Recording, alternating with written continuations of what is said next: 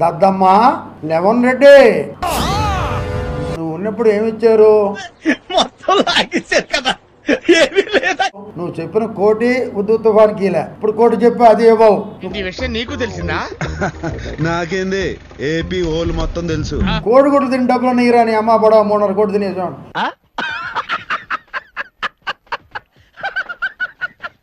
ఒకడు అన్నాడు ఆయన మ్యాన్ మేడ్ వరదలని.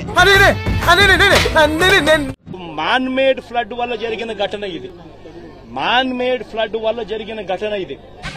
ఇది వర్కౌట్ అవ్వలేదు కానీ వేరే ఏదైనా ట్రై చేయరా? అంత సడన్ గా అడిగితే చెప్తారండి, ఇది చెప్పడానికి చాలా ఆలోచించారు. అయ్యా మ్యాన్ మేడ్ వరదలు కానీ చేయగలిగే శక్తి అయితే ఒక చుక్క నీళ్లు పోయిన సంఘటన ఈ 5 సంవత్సరాల్లో లేవు.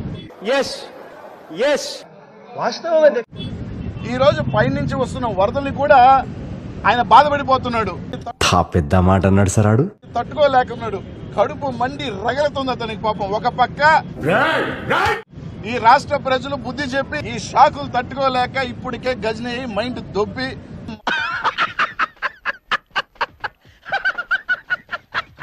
మాట్లాడుతున్నారంటే ఇంతకన్నా దిగజారుడు రాజకీయం.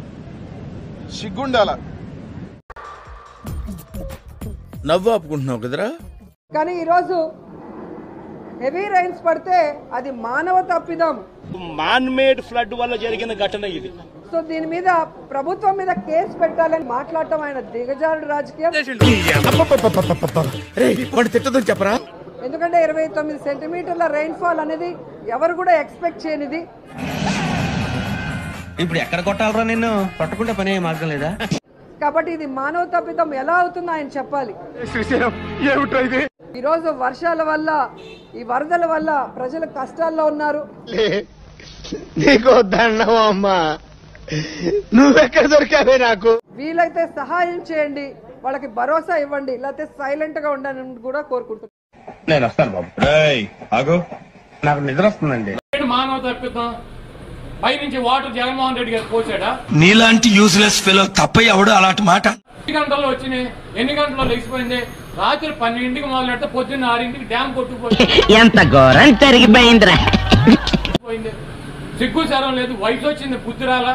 రేయ్ నువ్వు పావలాగా అద్దరుపై చేస్తున్నావు. సార్ చేసి నువ్వు ఓవరాక్షన్ చాలు. టీఎంసీలు 6 గంటల్లో వస్తే గేట్లు కొట్టుకుపోవా?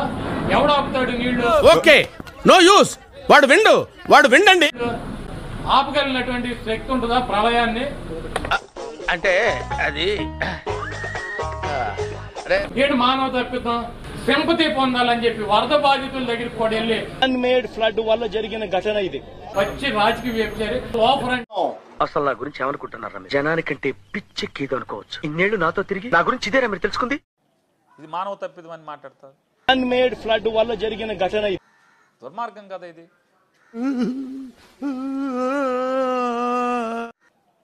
ఒక్కసారి ఆకాశం చిల్లిపడినట్టుగా ఈ ఆలోచించేది చదువుకునే రోజులు ఆలోచిస్తే మంచి డిగ్రీ అయినా వచ్చేది. టీఎంసీలు వర్షం పడితే ఎక్కడికి వెళ్తుంది? మానవ తప్పిదం ఏమంటది? ఎన్నిసార్లు చెప్పాలిరా మీకు, మనుషులా పశువులా? అసలు షేక్ ఇమామ్ గారి టెన్షన్ లో నేనుంటే మధ్యలో మీ కూడా ఏంట్రా? ఇది మానవ తప్పిదం అని మాట్లాడతారు. దుర్మార్గం కదా ఇది.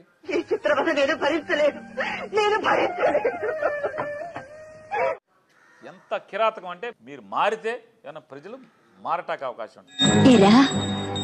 జీవితంలో నువ్వు ఇంకా మారవా? మారను. మీ బుద్ధి మార్చుకోకుండా ఇంకా హీనంగా ప్రవర్తిస్తే ఇది మీ చెప్పేస్తాడా? చెప్తాడన్నా చెప్పు. అంటే మేము ఈయనతోనా పోటీ చేసేది, ఈయనతోనా రాజకీయంగా పోట్లాడేది, మేము కూడా సిగ్గుపడే స్థితిలో మీరు మాట్లాడటం అనేది దుర్మార్గం. ఇంకెంత క్లియర్ గా చెప్పిన తర్వాత ఎంగిలి కాంచాల దగ్గర కుక్కలా ఇక్కడ ఎందుకు మనం చూద్దాంలే. చూడటం కాదండి, మీరు చెయ్యాలంతే. సరే మీరు ట్రై చేస్తారన్నారంటే అది ఓకే అయిపోయిన